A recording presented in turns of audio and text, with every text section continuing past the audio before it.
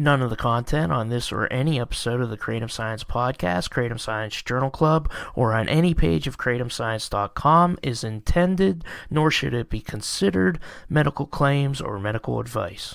This is the Kratom Science Podcast.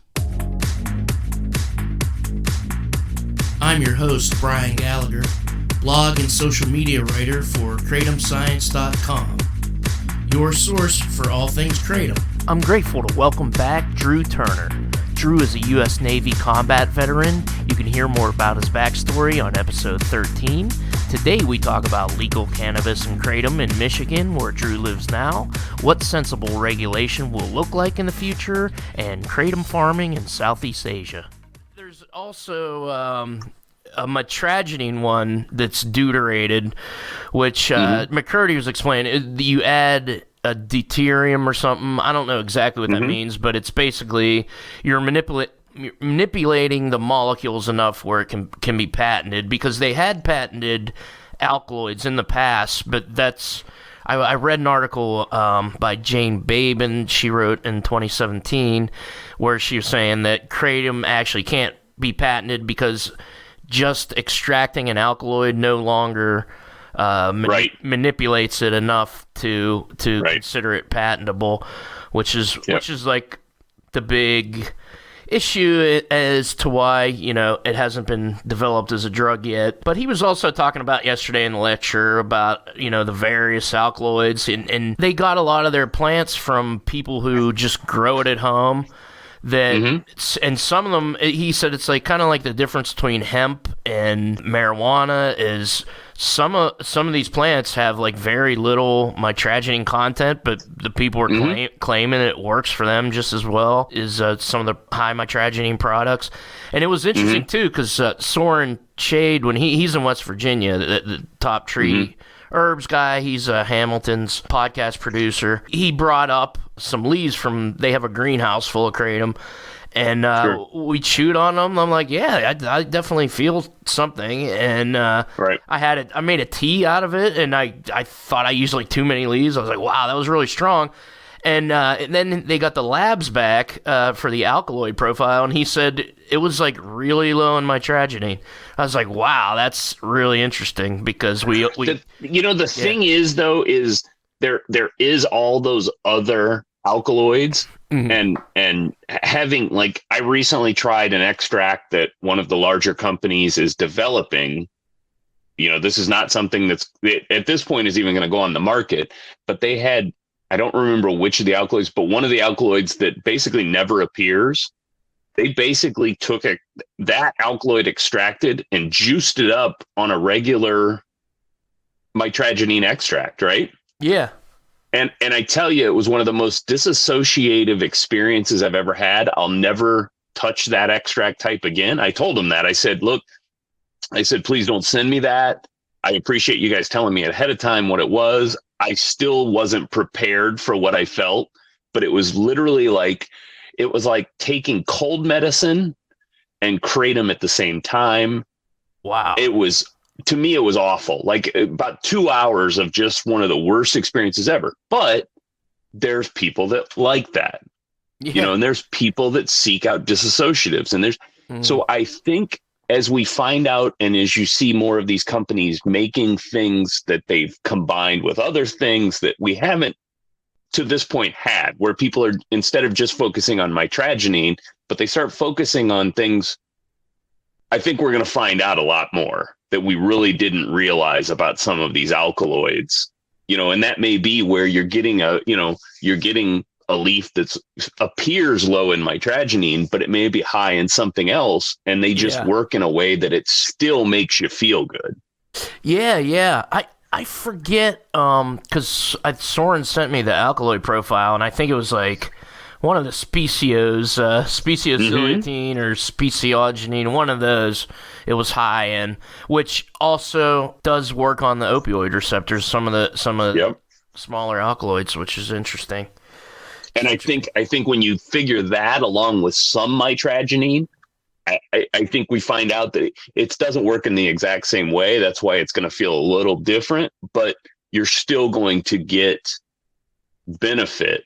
the scary part is, again, when you've got people tinkering with extracts and if they're doing that at home and they start messing around with stuff that they don't understand the content itself, that's where it gets a little bit dangerous. Because again, like I said, I tried this extract that I did not realize why.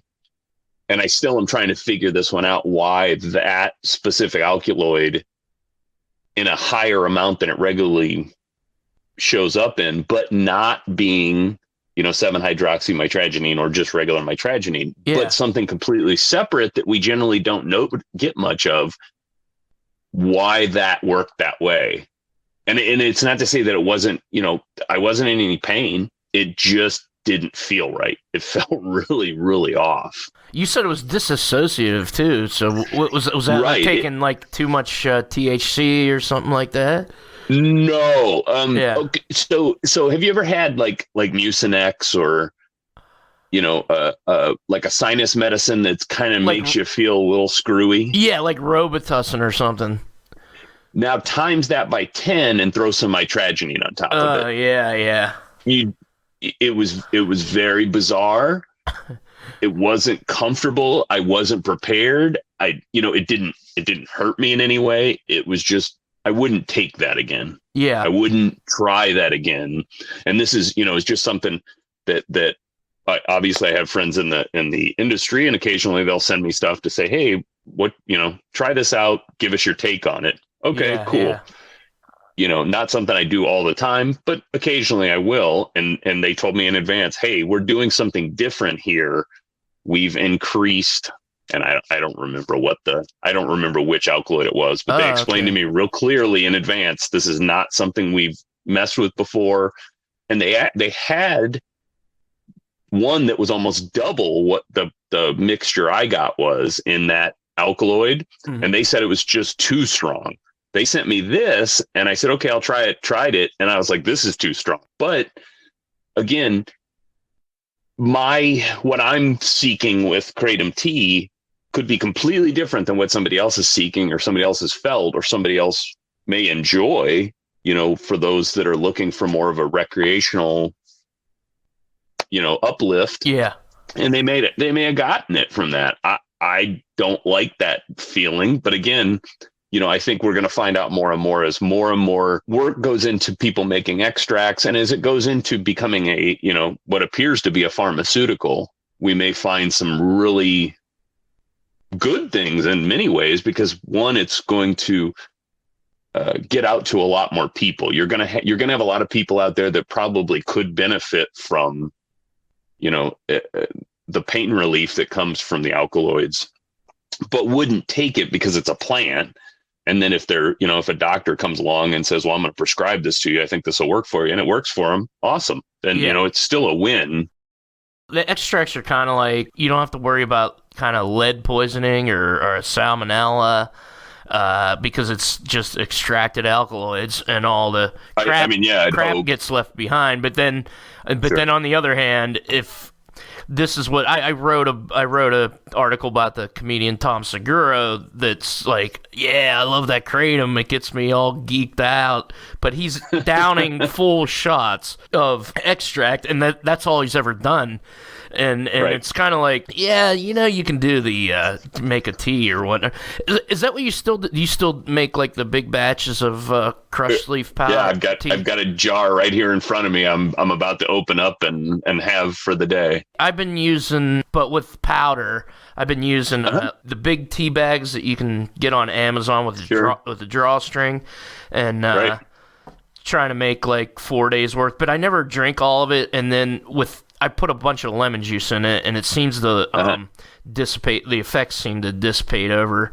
But I had one that was like a week and a half, and I still got some kind of little slight effects. But I'm using it because I'm trying to. I was doing a sober October, but I went to a show the other night, and I was on the guest list, and I was like, all right, I got to drink tonight. And then, how have you been? You're still in Michigan, right? I am. Yeah, we're still here. What part of Michigan is it? So if you look at the state, obviously it looks like a mitten. Yeah. And so you'll see the thumb portion, and then you'll see the rest of the hand, and then of course the UP's above that, right where the webbing of the thumb and the first finger. Yeah, that's where we're at, right in the corner, in the little corner where it leads into Saginaw Bay.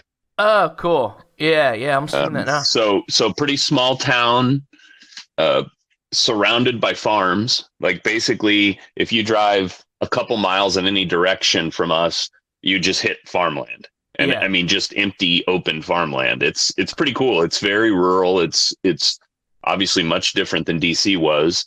And the funny part is, so this little town has basically become Pot City for Michigan.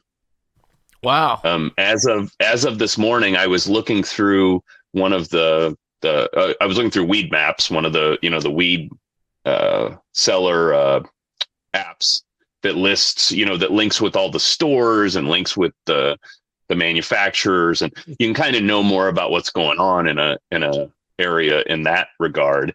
And I was counting the number because I just noticed we had 2 more dispensaries open, or maybe 3, but then we had a couple close over the summer. But we've had a couple, like I said, a couple open in the last month, which kind of caught me off guard because this town is about 15,000 people, maybe 20,000. It used to be an old Chevy GM plant town, and the plant's still here, but there's almost nobody that works there anymore. It's a very small, mostly automated. So you're kind of like right north of Flint. Sort of. Yes, absolutely. Yeah. Like, how's your water? About 45 minutes north of Flint. You just go straight and you run into water. You hit where I'm at. But it's crazy. This is this tiny little town, and there's actually 3 little cities together. They call the Tri-Cities, and they're all. One of them is Dow's headquarters over in Midland. Then you've got Saginaw, which used to also be auto plants, and then you got Bay City. Yeah. But Bay City, for some reason, the county and then the city jumped on board with cannabis legalization really early on. Like from day one, we had dispensaries opening, and they just keep opening and keep opening and keep opening. And at this point, we have something like 37 dispensaries in about a 15-mile range of me. That's hilarious. And that's serving like 50,000 people total in this area. That's a lot of little Pittsburgh towns around Pittsburgh have that many bars for that little people. It's bars and churches. There's bars everywhere. There's churches everywhere. And now the other thing, and there's more marijuana dispensaries here than there is 7-Elevens. That's like crazy. It's just crazy. But it's cool to see because it's also kind of reinvigorating this little town. Yeah. And I don't know that that's going to be the turning point. I don't know that that's going to, but it sure seems like something's changing because we're seeing some cannabis manufacturing companies, farms opening up around this area that are, making edibles and making topicals. And they're really exploring the things you can do with CBD and THC and CBN and CBG and like all the different cannabinoids. It's just fascinating to watch. Yeah. Because it's like having a front row seat to see what a town would be if they wanted to pursue what Amsterdam was. Yeah. Yeah. Or what Thailand is doing now. That's what this little town feels like. It's just really cool because they've really embraced. Of course there's an older community here. Obviously it's an old retiree town mostly. And so you got people that really still haven't gotten over this propaganda about cannabis where their belief is, oh, it's leading to crime and we're going to have all these hookers and we're going to have gambling and everybody's going to be on the street corner throwing dice and smoking alcohol. Joints. And, and you go, really, that's not happening and it's never going to happen. And so hopefully they're starting to see that it's, it's not causing any problems. And in fact, it may actually be one of the solutions for a dying town. Yeah. Because it'll bring people in, maybe it isn't bringing in millions of tourists because one, we're still dealing with COVID and there's a lot of people that just would travel that probably don't want to come to a small town because they're just not sure how things would work. But, I think it's going to, over time, bring people to a little town like this because this is kind of right on the way between Detroit and all points north. So, people make their stops as they come get gas and get them some cannabis, and up north they go camping or go up, hunting or fishing. it's just been a really cool thing to see happen. Yeah. What kind of sucks is, like I said, a few stores have closed. The competition's so fierce now that these stores aren't making money. There's really no profit in it here because, they're selling like an ounce of cannabis in its shake is $20. If you want an ounce of flower, it's $35 to $40. And this isn't, dirt weed or anything. This is pretty big gas stuff. And then you've got some really high end stuff that everywhere else would be $500-600 an ounce, and you can get it for about $100 an ounce here. It's insane what they've done. And in a way, it's great for people that partake, whether it's for medical or recreational purposes. It's great to see, because it's really kind of shows people that it's not really as dangerous as the propaganda leads a lot of people to believe. And I think people are starting to learn that here. It's been a couple years now. Come January, it'll be, I think, 2 years since we had our first dispensary for adult use open, and they've had medical cannabis here for quite a while, but I think it's done really good for this town. I think over time we're gonna see a lot, and it's kind of cool to watch.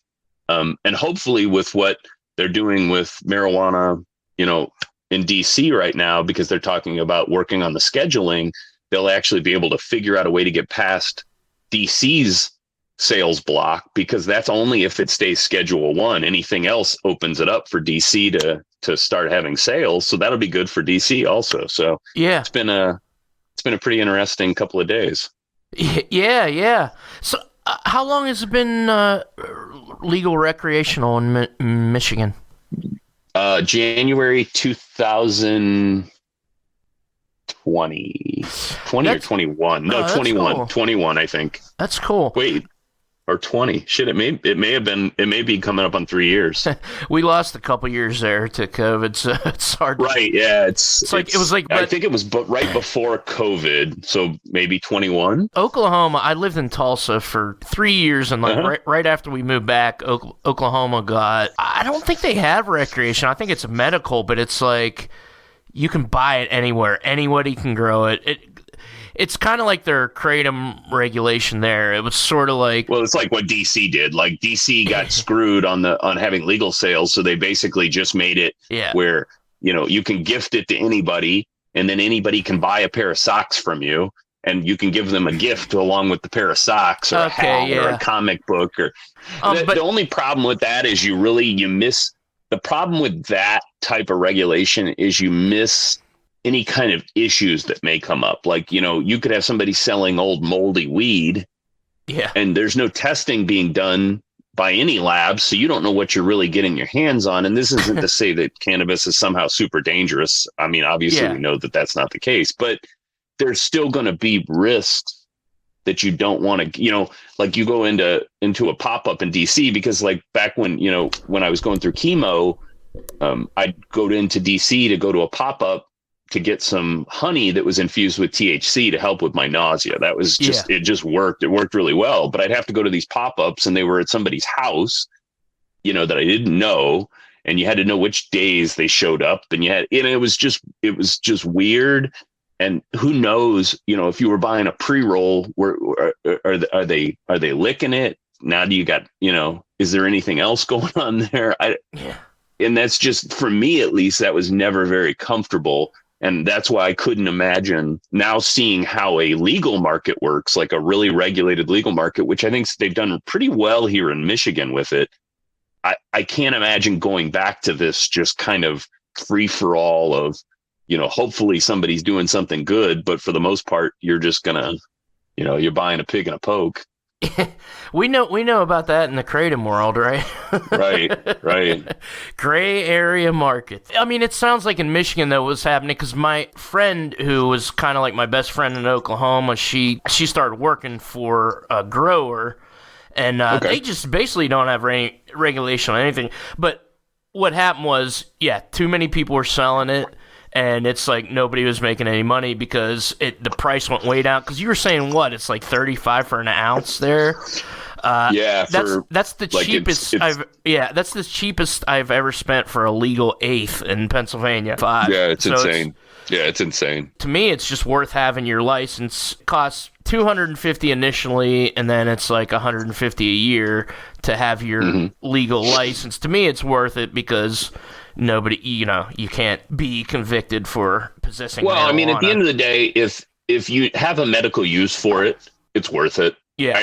There's just too many, at least in my eyes, there's too many concerns with that type of thing that I wouldn't pursue that if I, like if I had to go through chemo again and I needed to go get infused honey, obviously I wouldn't have to go through that here because at this point, recreational and medical pricing is almost the same. Like the prices the market's so oversaturated that there's no real pricing difference.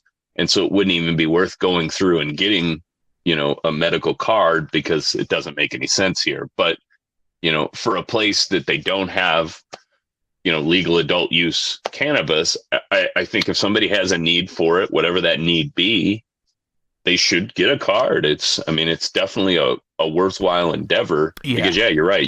It gives you at least some legal recourse if you get into any kind of a trouble. And it's also in the city of Pittsburgh, it's decriminalized, so you can have up to an ounce and only be fined $100. So yeah, Biden with the marijuana pardons. I like the Biden with dreadlocks picture you sent. Oh yeah, Dank Brandon. Yeah, that's a really good meme going around. Yeah. He's replaced Dark Brandon, and so now it makes sense why he's always got sunglasses on. He's always eating ice cream. He's a dank bro. He was really bad with some of the drug policies. Like you see that clip as a senator, and he's talking about arresting people just for having raves, even if you don't find the drugs on them. And I remember rave culture in the '90s, and that was my take on Biden is he basically goes after popular legislation.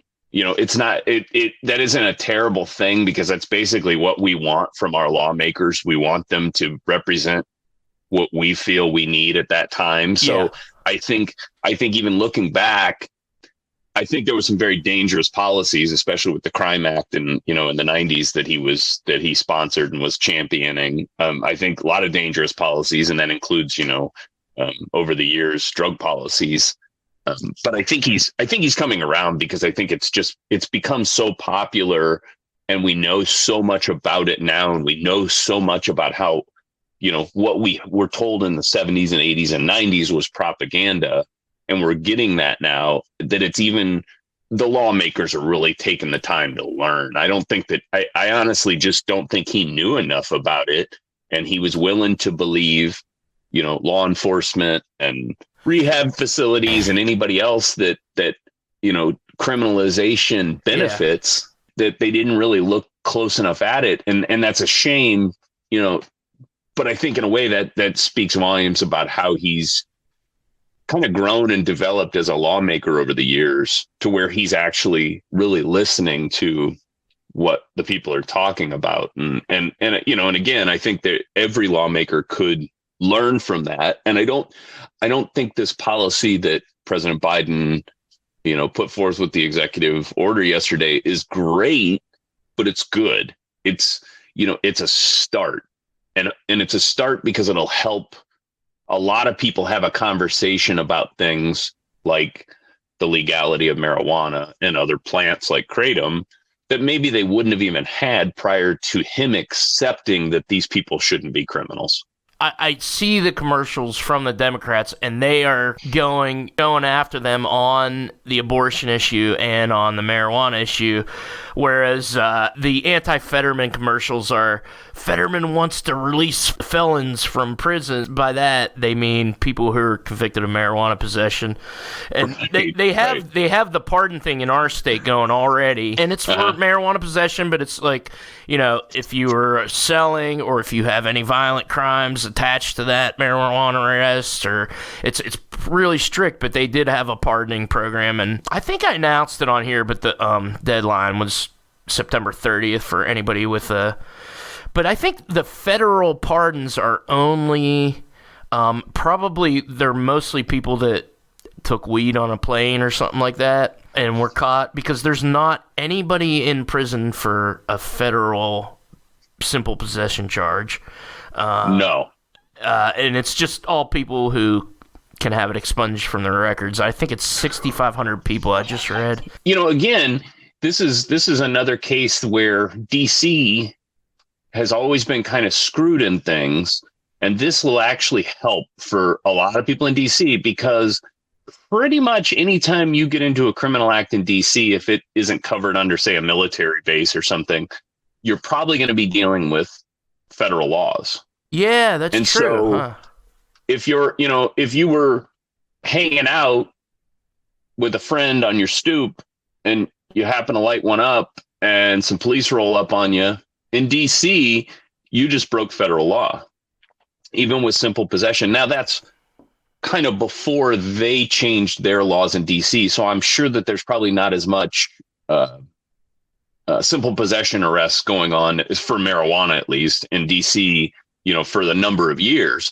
But 10 years ago, it wasn't legal in DC like that, 15 years ago. And there's plenty of people that were arrested for simple possession, as a precursor to maybe stop and frisk.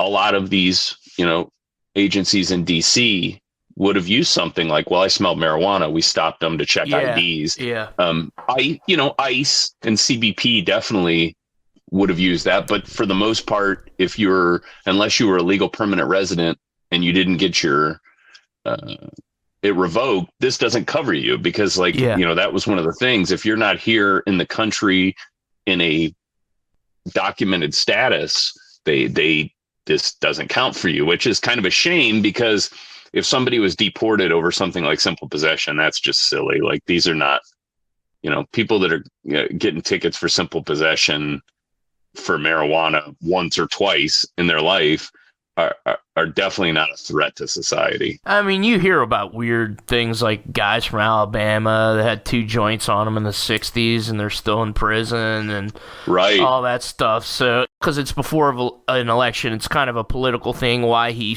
did this now. But, I don't care. I want it to work. The governors that do this will be more popular, because it's like, even 55% of Republicans want to see marijuana legal, and whatever 80% of Democrats. Right. So it is a kind of a political move. Everything is really how they're handling stuff like cannabis, CBD, kratom.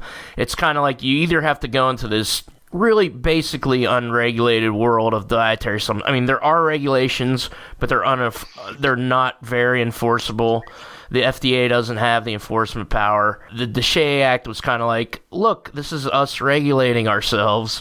And they created what's far too many loopholes to ever really be considered proper regulation. Well, the same thing's going on with Kratom, and I mean, we know why, because the same guys that wrote the DSHEA law appear right in the Kratom laws, and so you get kind of like Oklahoma, where, I guess if, some 10 people died of lead poisoning from some Kratom shop in Oklahoma, they could go in and shut them down under those laws, unless there's enforcement money allocated like there is in Oregon. Then I don't think it's going to be enforced, but it keeps it from becoming illegal.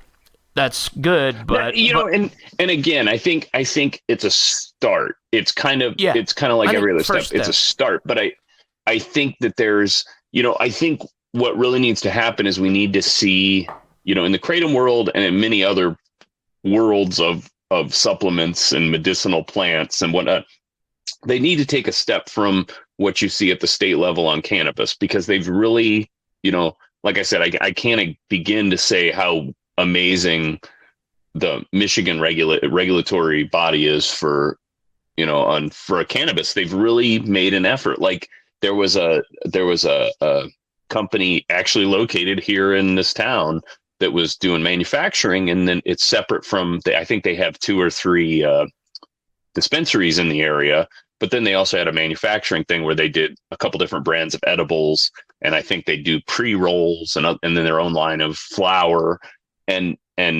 somewhere along the way, they got in trouble over the edibles. Like an inspector found saliva in one of the products.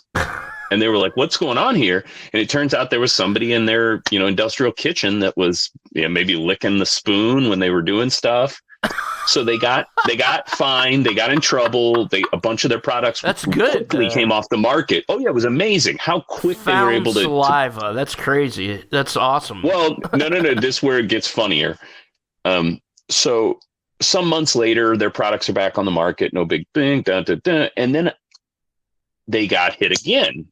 This time, it was pre-rolls that had saliva on them. So instead of somebody using the machine, they were licking the pre-rolls. And I was like, why? I don't understand. Like, how do you explain to somebody, don't do this in your manufacturing facility? And they don't, they just think that would be okay. I mean, I'm not okay. I wouldn't want to show up and find out that, that's happening with any kind of product. I don't want to come in and find out you licked the cap on my Tylenol bottle either. I don't want that. That's what we used to do in elementary school when you had a good thing of chicken nuggets and everybody's trying to take them. You lick them all. You lick them all. Yeah. That is 10-year-old boy repellent for your chicken nuggets. Right. And the funny part is, then a few months later, bang, they're open again. And I'm okay with that. Yeah. But I'd be very hesitant to buy a product that company was selling. Now that I've seen them get in trouble twice and fairly similar problems, different product line, but fairly similar issue, I was like, yeah, that wouldn't be the company that I'd be. When I see these news reports, because it's something I follow very heavily here, I'm constantly kind of looking at how drug policy is changing, especially where I live. And it's funny that it happens. But again, like I said, this is a town that has heavily embraced legalized cannabis. And this is my belief. This is the big reason, because they get a stake in the tax money for every license they have. Yeah. It's not a percentage. They get my understanding is every license gives this town or the county one equal stake.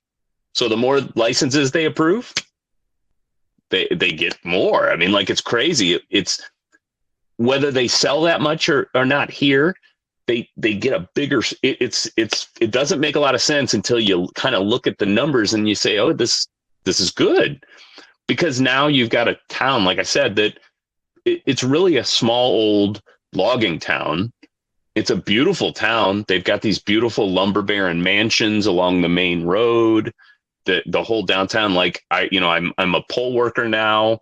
And so when I was assigned to City Hall for the primaries as a poll worker, and it's this beautiful 150-year-old almost castle is our City Hall. And it's right on the river. And they're even talking about, there's a company that's trying to get a approval for a consumption site. So they're trying to take old rundown bowling alley right in the middle of downtown, across from the federal courthouse and because we have a federal courthouse and a county courthouse, and we have a federal, in the big postal building. And it's crazy.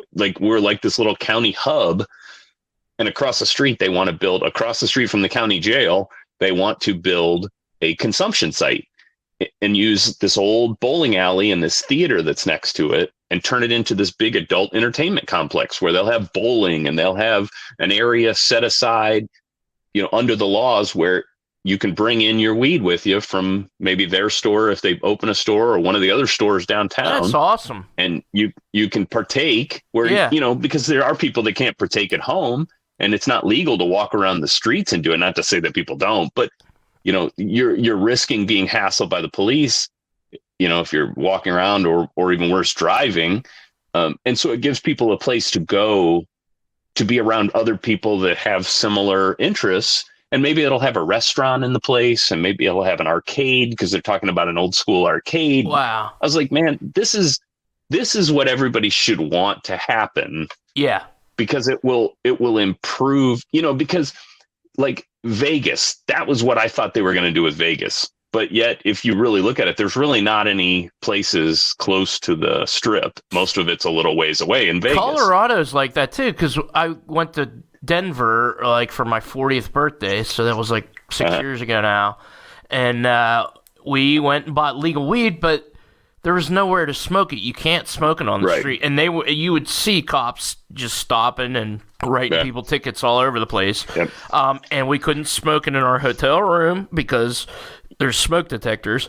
I think there's a couple of bed and breakfasts that are 420 friendly here. Yeah. And there's other places that are talking about doing it because they don't require a special permit if it's a private facility. If you're a bed and breakfast and you also allow cannabis smoking or kratom drinking or whatever, you don't have to have any kind of special license. It's only these places that are strictly going to have like a consumption lounge where they have to have special air cleaners, and they have to it's a very detailed law of what they have to have in place, which is kind of cool too, because then of course if the businesses next door, maybe they don't want to smell like everybody's smoking bowls in their clothing store or whatever. That's and great. So it's kind of cool they're doing that. I mean, there's a lot of beat up Pittsburgh river towns like going down the Monongahela that would greatly benefit from that kind of system. I think that's the way every state should go. Like seeing it here, basically having a front row seat to what they're doing here. I can't understand why we don't have a dozen cities. I can't understand why New Orleans French Quarter is not like this. I can't understand why St. Louis down on the river is not like this. I understand that there's certain areas that maybe it's a little more dangerous and they got to kind of be careful with people just wandering around.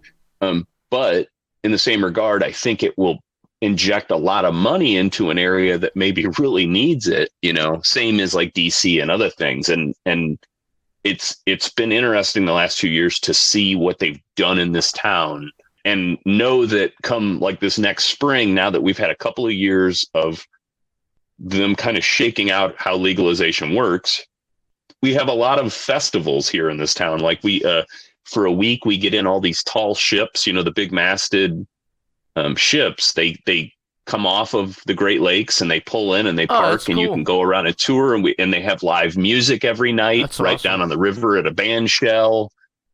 So I think this spring it'll really kind of show if this is going to bring in any tourists with this in mind. And my hope is they'll also try to do a few outdoor consumption festivals like you see other places, because I think it would really work here, because we do have some big enough areas that they could have live music and, where it wouldn't affect other people in town. That's awesome. That is perfect. That's a perfect situation. I think so. And it's, and you're not, there's no traffic here. Like, I'll tell you, if you asked me in 2019 what I was expecting, it was, we're leaving DC. I don't know how much I'm going to enjoy this, because I'd been out here a lot of times, but only for like a week or two. And now living there a couple of years, I'm like, I came at the perfect time where I'm getting to see something different happen to a city that really needed something. And I think this may be the thing that will happen for this city. I just don't know how my hope is they pursue it and try to find ways to encourage, responsible use, but to making people know that we've got things going on in this little town, and, there's festivals in the summer, and you got live music, and you can come up here, and there's RV parks, and we've got a big state park that's got, camping, and right here at the edge, right on the lake. It's incredible. Like, it's really cool stuff that I think would really coincide with the legal cannabis market. Yeah, and that sounds good. Just the social aspect of, I wish, with Kratom it would be more like that too as well, because then you get together with people, drink Kratom tea or smoke weed. Especially with the Kratom, it's like, well, I've been taking this much. If you talk to somebody face to face, they'll say, that's probably too much. Are you sure you're getting it lab tested? Did you ask for lab? It's like one of those social things. Are there any weird Kratom laws in Michigan? They tried to pass a ban a few years back. It was before I lived here, and I think the AKA and Melody and some of the others that are very active kind of got that turned off. And my understanding is they're working on getting another version of the Kratom Consumer Protection Act passed here, which is awesome. I just don't know. Last time we talked, I've been kind of disconnected from the Kratom advocacy by choice. I just, it just wasn't when I was trying to deal with healing from cancer.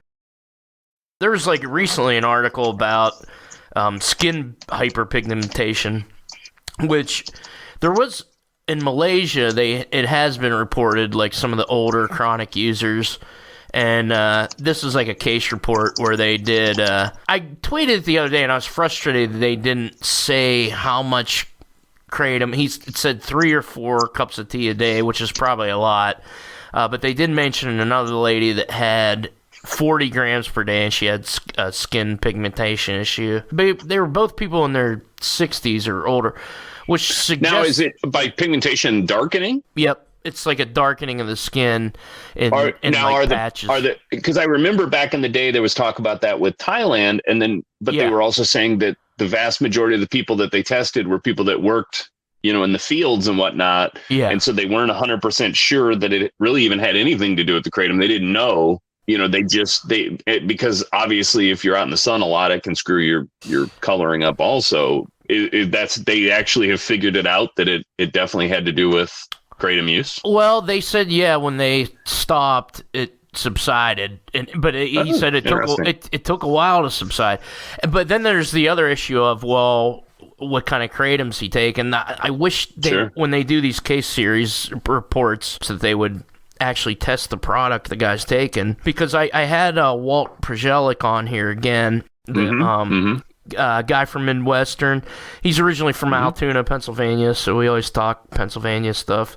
I mean, he initially did the study where he just went around in the Chicago area to head shops and bought Kratom, and he found lead in like 9 out of 10 of the products, and he said, above 10 grams per day, it's in amounts that would cause toxicity. And then he wrote again another paper, kind of expanding on that, and kind of as a, hey, there's a lead in all this Kratom, and here's what it could do. But he had a good chart on there with reported symptoms of Kratom, toxic symptoms of Kratom, and he compared them with lead, and some of them were the same. Like I think maybe hair loss was one. I don't know if that was one of them, but it's just stuff like, because some of these kids that have died from apparently taking too much Kratom. There was a kid in Michigan. I think it was Michigan, but the freedom of information laws are really, you could just fill out something online and get his toxicology report. He had nothing but a whole bunch of mitragynine. The only other thing, they tested him for every commonly abused drug that people overdose on, but I'm not sure. I'm not sure that they tested him for lead, and he had what seemed to be like a liver toxicity and died. Well, there's those rare cases of hepatotoxicity with mitragynine. Yeah. That they believe, and again, rare. And most of the time when people stop taking Kratom, it goes away. They don't have any real long-term damage, but eventually something like that could cause somebody to die. It's not, again, somebody's going to say, Kratom couldn't kill anybody. And that's not really true. We know that it's possible. Now, that's kind of the key to the safety is it is pretty damn rare, considering that the few cases you hear about, they're not real cut and dry. And so we don't know enough about the why and exactly what the connection is. You just kind of know that, that this person was using Kratom. For them, it was probably too much. There's so much more research that needs to go into the why. Definitely. And I mean, for all you know, with some of these cases, usually the person has a past history of drug abuse, so they could have been like snorting meth up until a week before, and had some kind of organ issues, and then they're like, okay, well, I'm going to stop the meth, and I'm going to take as much Kratom as I can fit down my throat, and that's just like, well, you're already on death's door. But I don't want to be the person that's like, oh, it's totally safe. Right. Because the dose makes the poison. That's what's his name, Paracelsus, the old toxicology thing. The issue when it comes down to like lead and other things is it may not be the dose. It could be just long-term use. And that's something we don't know enough about is, because over time, but again, you hit on it yourself. If there's been reports of hair loss and there's always people are, it's messing with hormones. Do we know that for sure? Or is that just an assumption because we don't want to actually say, well, it could be lead toxicity or it could be nickel or it could be any number of other things, because at the end of the day, 99.9% of kratom's coming from one small area. And that also happens to be a very heavily mined area where a whole lot of crap gets into the water, the groundwater there, and which would obviously contaminate. And that's why at times we do see, you see tested samples that come back very high and stuff. And you hope that stuff's being destroyed and not being sold. But at the end of the day, you just don't really know. Yeah, because it's so unregulated. It's if I make money off of this, I'm gonna sell it, type of thing. Because what is in that one small area is like West Kalimantan, Indonesia. It's in that region, right? Like outside of Borneo. The southern portion of Borneo would be the majority of where it's coming from. Yeah, and there's see, now that Thailand is gonna have a legal market, and it seems like I keep like every month something comes out of Thailand where now the governors are gonna do this. They keep updating the laws so they can create this market, and it'll be interesting to see if the kratom that comes out of Thailand has these lead issues that Indonesia has, because you might be able to narrow it down to it's an environmental thing versus old grinding equipment or whatever the other hypotheses were. You may not, though, also, because like I suspect you're going to see a lot of the growing in Thailand be in specific areas where it's already traditionally been grown.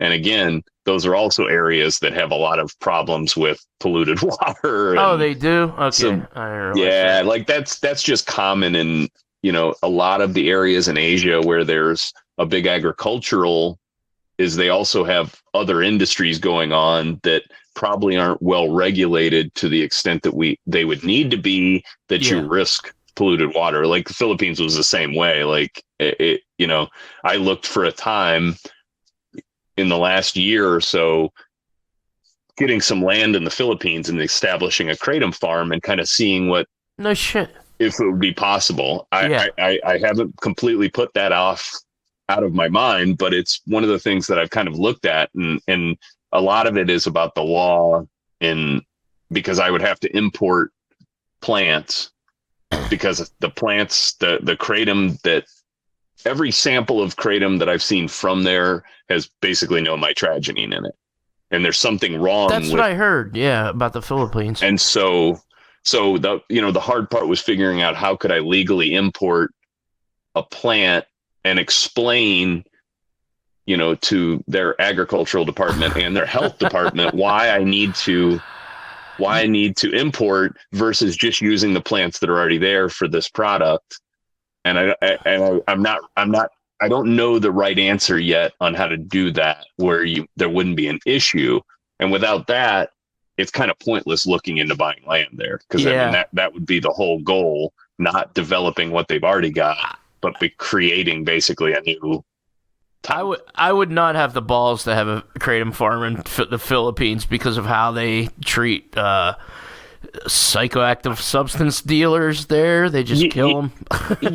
A lot of that's let me just say this: it wouldn't really affect me. You're looking at. I hate to say it, but it's more class warfare than specifically targeting drug users. But I don't want to go too deep into that, because again, someday I'd like to actually have a business there again, because I lived there many, many years ago. My son still lives there, and so my son would probably be the one to manage the business. I didn't even know you had a kid. You have one son? One son, yeah. His I lived there prior to going in the military, which is backwards because most expats that move there go after the military. I went before I was in the military, and when I came back from there, but I used to manage a business there, and prior to that, I was there under a contract, working with civil engineers. And I think that there's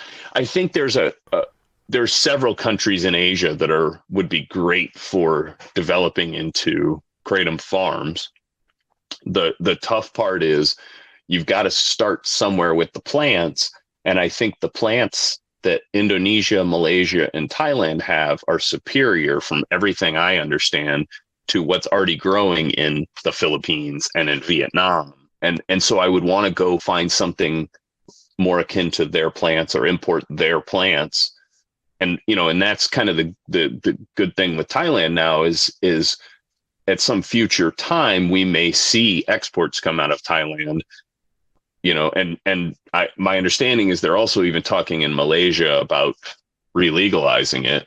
I don't know, but again, that took years in Thailand, so I'm sure it'll take years with Malaysia. But I think that will benefit things because it'll get a lot more eyes onto the research of it, because they do tend to do a lot of research into herbal medicinals than we do here in the U.S.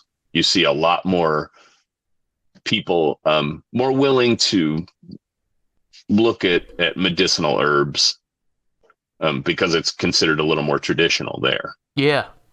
University of Science, Malaysia. I work down at the University of Science there. They're doing Darshan Singh, and they're doing some of the best kratom studies, especially like with the social science. And it would make sense that it would be legal there. And I think McCurdy was talking about, he went to Malaysia at some point, and was talking about how, the legality of it was, you can have a tree in your yard. It's not, the plants themselves the trees aren't illegal, but I guess it's illegal to sell the tea, but they do anyway. Well, it's like that. What is a cactus? San Pedro cactus here in the U.S. Yeah, you can grow it in your yard if you're in an area where it would grow, as long as you don't process it into peyote. Into mescaline. I think, isn't that what mescaline comes from? Yep. It's kind of like that is my understanding with Malaysia, because we were looking at doing the movie a couple of years ago to look into the farming of it and try to show the other side of it when we were going to do People of the Plant. That was one of the things we were looking at is, well, where does it grow in Asia that it's legal? And then where does it grow where it's used, but it's more of a gray area that we could also, that maybe we could go in and talk and find out why and what caused the legal issues and the traditional uses of it. And, definitely Malaysia, my understanding is at one time, Malaysia was really the center of kratom use for medicinal purposes, as much and maybe more than Thailand. Because we're like Indonesia, it's not used that much. It's just grown and sold. It's a cash crop.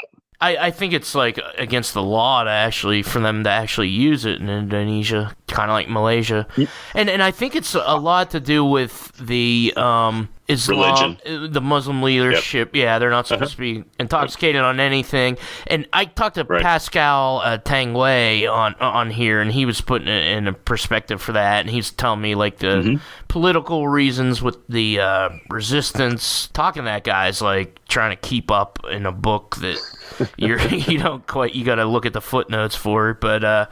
Yeah, no, he put that in. Weren't you talking about moving to Thailand a couple years ago when we talked on the phone? Thailand and the Philippines. I was kind of we were kind of talking about that, obviously, because my son lives over there. That you know, it was one of the things that we've explored, and again, it's probably not off the table, but I just think at this time it's probably not. But yeah, like that's just been always one of those things that I've looked at, like, what would it take to move back to Asia, and how would we go about it? Because I love living in Asia. I lived in the Philippines for 3.5 years. I lived in Korea for 3 years. I was in Guam for a couple of years off and on. To me, the Pacific is an incredible place. The food's amazing. The people are just friendly and beautiful people. And, I would love to be able to grow kratom plants in my yard.